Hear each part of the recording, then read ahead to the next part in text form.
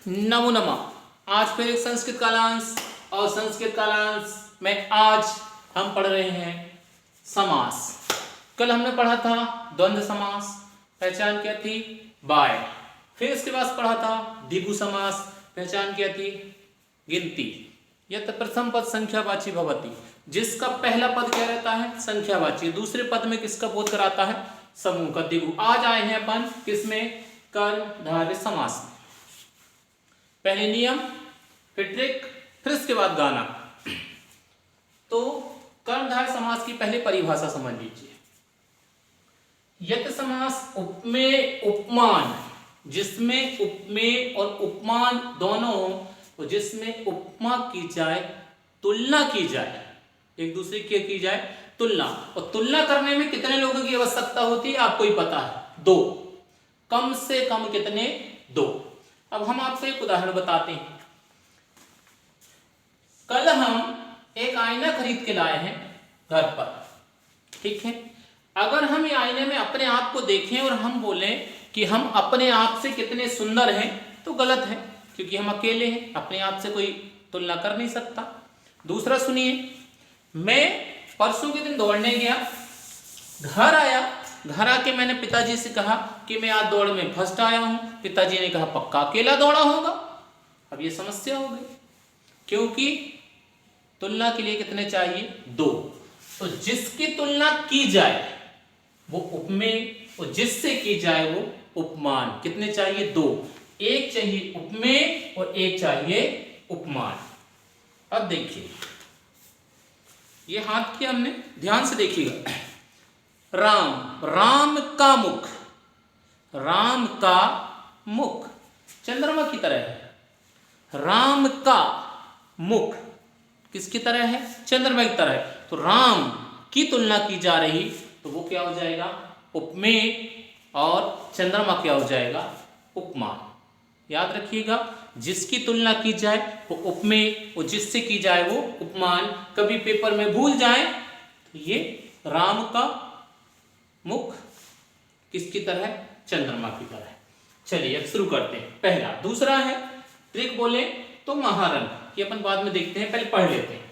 अब देखिए, कृष्ण सर, कृष्ण का अर्थ होता है काला। कृष्ण का अर्थ क्या होता है काला। यशोमती मैया से पूछे नंदलाला, राधा क्यों गोरी और मैं क्यों काला। और सर्प कैसा रहता है काला, सर्प कैसा रहता है काला।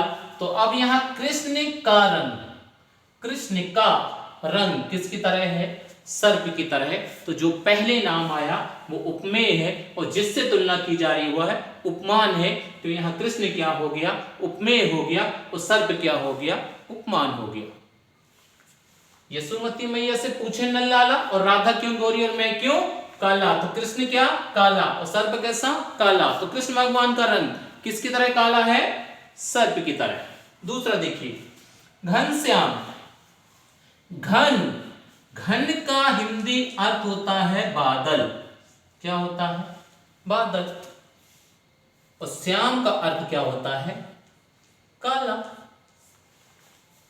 तो जब बारिश होती है तो बादल कैसे हो जाते हैं काले। तो श्याम का रंग किसकी तरह काला है बादल की तरह। याद रखिएगा, जो बड़ा रहेगा उससे छोटे की तुलना होगी। छोटे की तुलना किससे होगी बड़े से, बड़े से की जाएगी, ठीक है। तो यहां श्याम का रंग किसकी तरह है बादल की तरह। अब देखिए, जो ट्रिक हमने आपको बताई है, ये लिखा है रंग, क्या लिखा है रंग। तो ये तो हो गया घन काला, ये कृष्ण क्या हो गया काला। ये नील मतलब क्या हो गया नीला। ये महा क्या हो गया तो ये महा लिखा है। ये महा क्या हो गया महा लिखा है। महात्मा में भी महा लगा है, महापुरुष में भी महा लगा है, महोदय भी लिखा होता तो महा लगा होता। तो क्या कर दिए महारन। अब देखिए, एक तो आ गया रंग और दूसरा आ गया महा। तो ए हो गया नील मतलब नीला, ठीक है। एक पुरुष की दूसरे पुरुष से तुलना करोगे तो महापुरुष बनेगा, एक आत्मा की दूसरी आत्मा से तुलना करोगे तो महात्मा बनेगा। अब देखिए क्या है, हमने क्या बोला, महारंग, तो ये दोनों महाशब्द आ गए। हमने बोला रंग, तो ये सब में क्या आ गया, रंग। अगर इसके बाद भी आपको याद ना हो तो आप एक गाना याद कर लीजिए, एक क्या कर लीजिए, गाना याद कर लीजिए। कौन सा, हम काले हैं तो क्या हुआ, हम काले हैं तो क्या हुआ, स्कूटी में आने वाले हैं। हम काले हैं तो क्या हुआ, स्कूटी में आने वाले हैं। लाल टी शर्ट पहन के नहीं, हम तो नीली पहन के आने वाले हैं। लाल टी शर्ट नहीं, हम तो नीली पहन के आने वाले हैं। पीछे हम तो महापुरुष महापुरुष महापुरुष महात्मा को बिठाने वाले हैं। क्यों, कर्णधाय के यहाँ हैप्पी बर्थडे पार्टी मनाने वाले हैं। हम काले हैं तो क्या हुआ, स्कूटी में आने वाले हैं। लाल टी शर्ट के साथ हम तो नीली पहन के आने वाले हैं। पीछे हम तो महात्मा महापुरुष को बिठाने वाले हैं। क्यों, कर्णधाय के यहाँ हम हैप्पी बर्थडे पार्टी मनाने वाले हैं। इसको बार बार सुनिए, निश्चित रूप से आपको याद हो जाएगा, रट जाएगा हमेशा के लिए।